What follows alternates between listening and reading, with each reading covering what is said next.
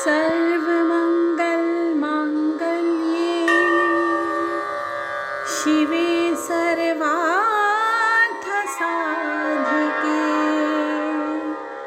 शरण्ये त्र्यम्बके गौरी नारायणी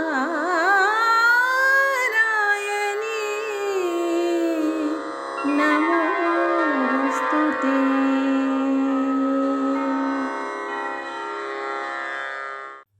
जय माँ इंद्राक्षी, जय अम्बे। इंद्राक्षी धाम में दर्शकों आप सभी का हम हार्दिक स्वागत करते हैं। भगवती स्कंद माता का आज पंचम नवरात्र में पूजन किया जाता है। धीरे धीरे धीरे करते करते नवरात्र भी आए और आज हम पंचम नवरात्र की पूजा कर रहे हैं। बहुत लोगों ने सुबह ही तड़के उठ करके पूजा अपने हिसाब से की होगी, बहुत अच्छी बात है। जो लोग थोड़ा सा देर से करते हैं तो ध्यान रखें, आज पंचम नवरात्र है, भगवती स्कंद माता का पूजन किया जाता है। क्या आज भगवती को भोग लगता है और कल के नवरात्र में क्या भोग लगेगा, कौन सा आज पाठ किया जाएगा।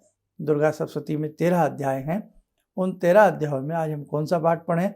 या तो 13 के 13 अध्याय हम पढ़ सकते हैं, नहीं तो फिर जैसे हमने एक सरल प्रक्रिया के तहत आपको बताया है, हम कौन सा अध्याय आज पढ़ेंगे। सारी जानकारी इस अंक में आपको मिलने वाली है। आइए पहले आज का हम पंचांग देखें।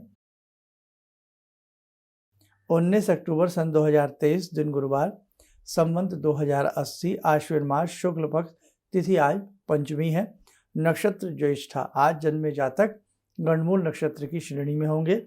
राहु काल 1:30 से 3, दिशा सूल दक्षिण दिशा।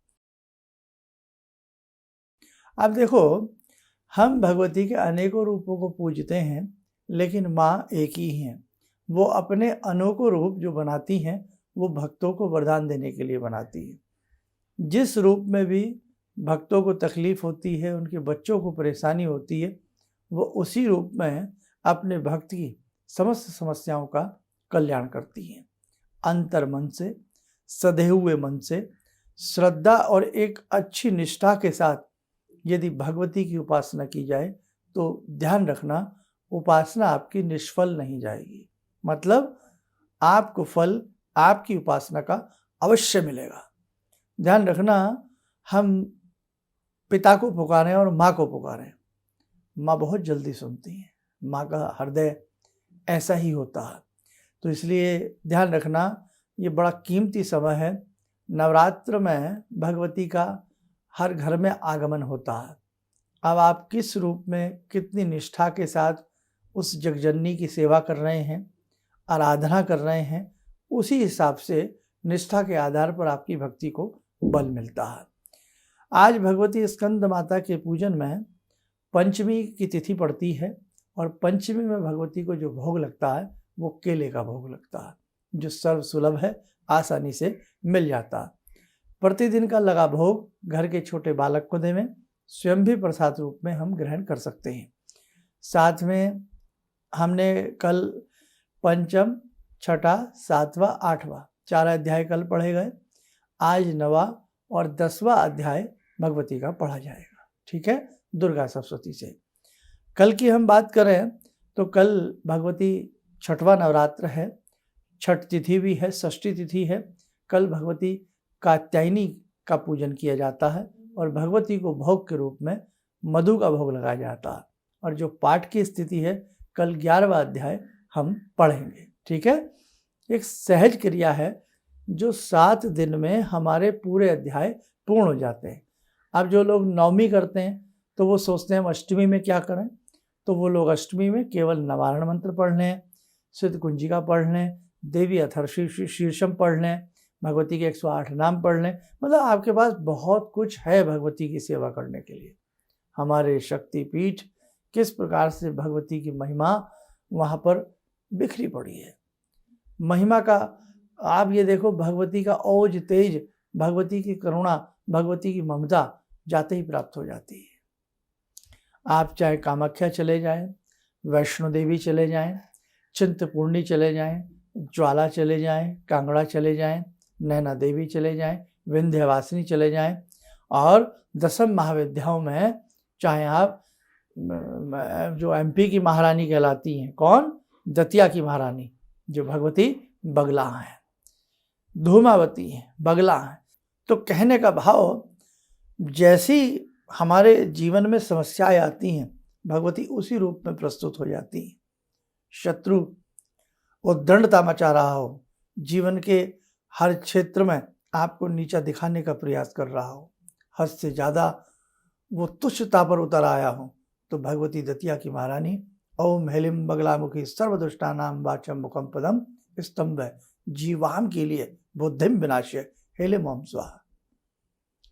जीवन में बाधाएं आक्रांता बन करके आपको लूट रही हो, तंग कर रही हो, सर्वा बाधा पश्मनम तई लोकस्या कलेश्वरी एवमेत्या कार्यमश्वत्पैरी विनाशनम, अनेकों प्रकार के मंत्र हैं। जीवन में मंगलता ना हो रही हो, सर्व मंगल मांगल्ये शिवे सर्वार्थ साधिके, समझे? तो ऐसे ऐसे भगवती के मंत्र हैं, अगर इन्हें पढ़ा जाए तो आप माने न माने कायाकल्प होते देर नहीं लगती। लेकिन ध्यान रखना मेरे बच्चों, मेरे साधकों, जैसे अपने मरे बगैर स्वर्ग नहीं मिलता ना, तो जब तक आप अपनी तपस्या को नहीं बढ़ाओगे आपको कुछ नहीं हो सकता। आज लोगों में ट्रेंड बन गया है, वहाँ दर्शन कराएं, वहाँ ये कराएं, बस सब कुछ हो जाएगा। दर्शन करना अच्छी बात है, लेकिन ये लालच करना सब कुछ हो जाएगा, ये नहीं हो सकता साहब। भगवान द्रवित हो सकते हैं, आपको आशीष दे सकते हैं, लेकिन न्याय और अन्याय का जो पलड़ा है ना, पाप और पुण्य के जो दो पलड़े हैं, उनको बैलेंस बनाना होता है। अगर एक व्यक्ति खूब पापी है और जाकर के गंगा में डुबकी लगाए ये सोच करके कि उसके पाप उतर जाएंगे, तो ये उसके मन का छलावा है, उसका मन उसको छल रहा है, समझे?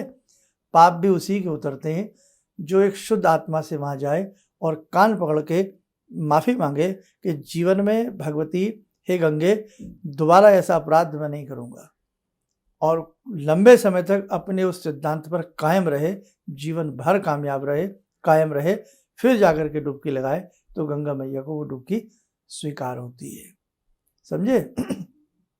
आपकी जरा सी किसी से बैतू नहीं हुई और आप बैठ गए बगलामुखी का मंत्र जपने, तो वो माँ हैं, जितनी आपकी माँ हैं वो उतनी उस व्यक्ति की भी हैं जिसके आप अनिष्ट चाह रहे हो, जिसके लिए आप बुरा चाह रहे हो।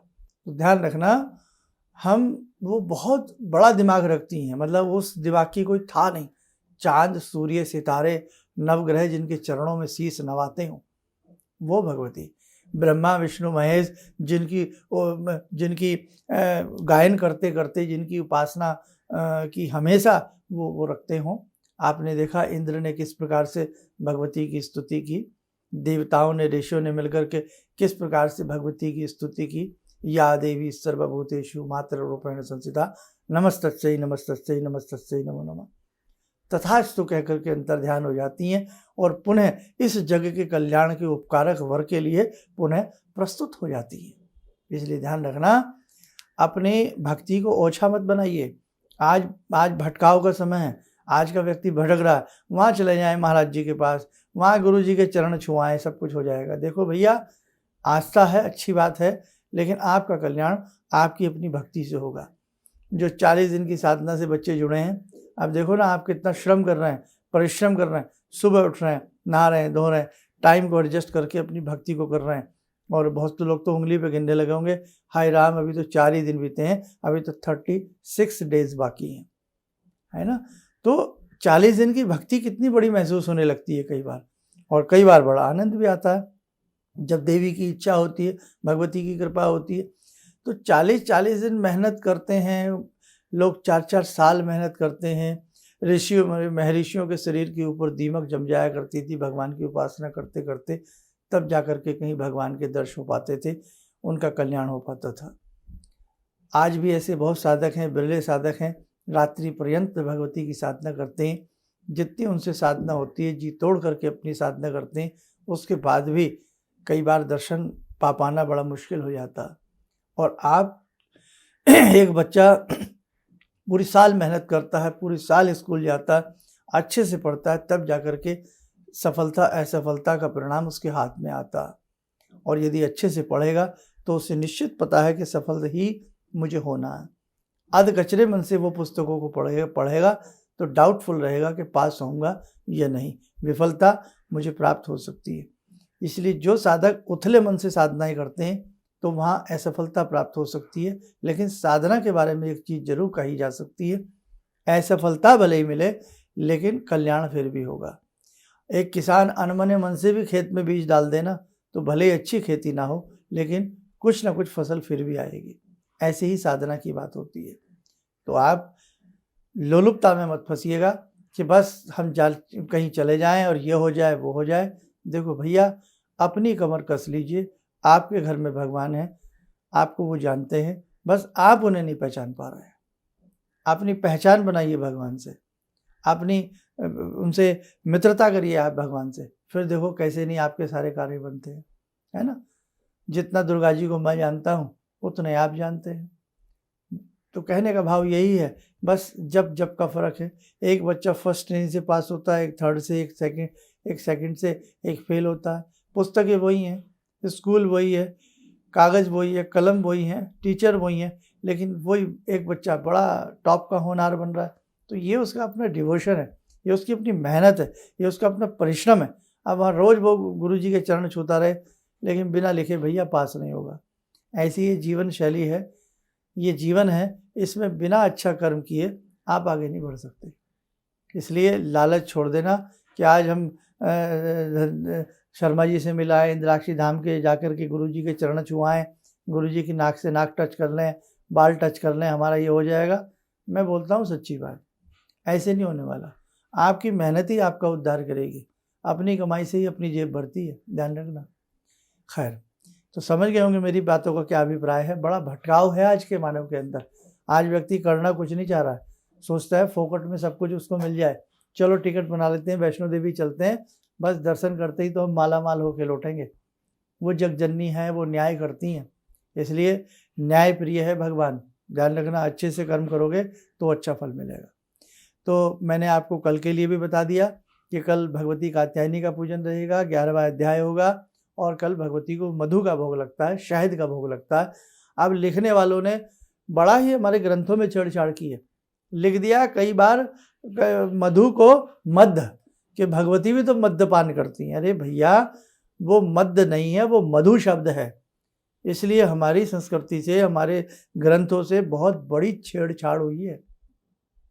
मांस संस्कृत का एक शब्द है, उसका मतलब होता है उड़द की दाल, और आपने बना दिया उसको मांस। तो मांस में और मांस में, मांस उड़द की दाल भैरव को चढ़ती है, भैरव को बाकला चढ़ता है, उड़द की दाल चढ़ती है, भल्ले चढ़ते हैं।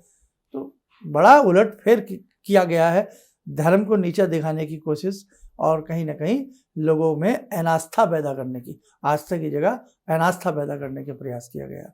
खैर, शत्रु की चाल चलेगी नहीं, क्योंकि भगवान शाश्वत है, इसीलिए वो हमेशा है, चिरस्थायी है, वो कभी किसी के मिटाए नहीं मिट सकता।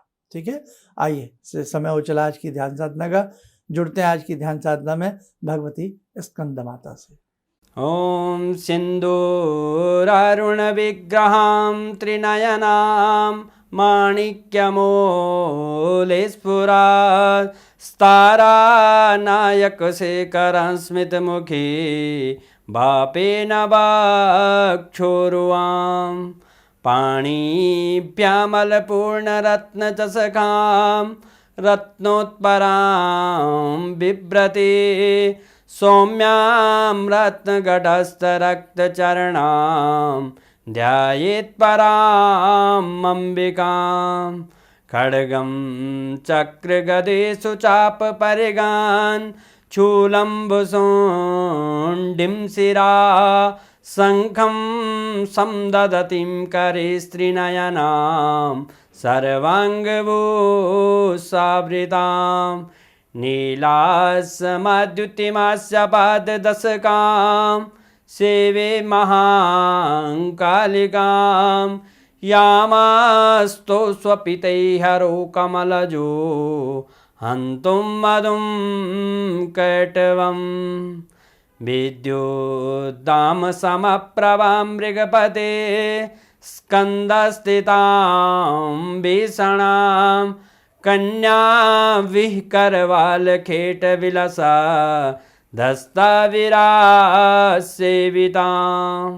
हस्तैश्चक्रगदाशिखेटविशिखां चापं गुणं तर्जनीं विप्राणामलिलात्मिकां शशिधरां दुर्गां त्रिनेत्रां भजे।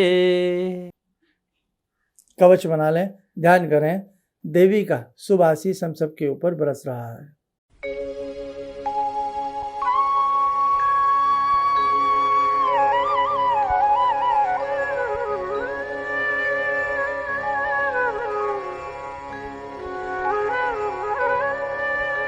ओम बोलते हुए नेत्र खोलें, सामान्य हो जाए। देखो साधकों, बहुत सारी ऐसी चीज़ें हैं जो साधना के सफ़र में अभी आपको सीखना है। हम आपको पका रहे हैं, जैसे कुम्हार बर्तन को ठोकता पीटता है ना, ऐसे हम रोज़ आपकी ठुकाई करते हैं, पिटाई करते हैं, मजाई करते हैं। आपको हम देखो, जो हमसे जुड़ा रहा है, इतना हम आपसे वादा करते हैं, एक शिक्षक की तरह, एक टीचर की तरह आपके अंदर का जितना भी कच्चापन है ना साधना को लेकर के, सारा निकाल देंगे। बस आप अच्छे से जुड़े रहिएगा, अच्छे से सेवा साधना करते रहिएगा। और बाकी 40 दिन की ये साधना, जिन्हें सुबह के समय असहज लग रही हो, संध्या के समय कर सकते हैं, अपने हिसाब से टाइम को घटा बढ़ा सकते हैं। लेकिन जो विशेष हमें समय देना है वो प्रयास यही किया जाए सुबह का समय हो। ठीक है, चलिए आप स्वस्थ रहें, सुखी रहें। इन्हीं शुभकामनाओं के साथ हम अपनी वाणी को विराम देते हैं। जय जय अम्बे। वो वश्य मुखी राजमुखी स्वाहा वाला जो बताए थे सर आप, तो जो प्रयोग करना करके, तो मैं प्रयोग अक्सर करता हूँ, बहुत अच्छा मुझे फायदा मिलता है, बहुत फल मिलता है उससे मुझे। किसी भी समस्या के समाधान के लिए मिले प्रसिद्ध हस्तरेखा एवं वास्तु विशेषज्ञ प्रोफेसर धर्मेंद्र शर्मा जी से। नोट: शिविर में भाग लेने हेतु एवं व्यक्तिगत रूप से मिलने के लिए कॉल करने का समय सुबह 10 बजे से शाम 6 बजे तक। हमारे विभिन्न ज्ञानवर्धक कार्यक्रम देखने के लिए आप हमें अभी सब्सक्राइब करें, बेल आइकन को प्रेस करें ताकि आप देख सकें हमारा कार्यक्रम सबसे पहले। और अधिक जानकारी के लिए फेसबुक पेज को लाइक करना न भूलें।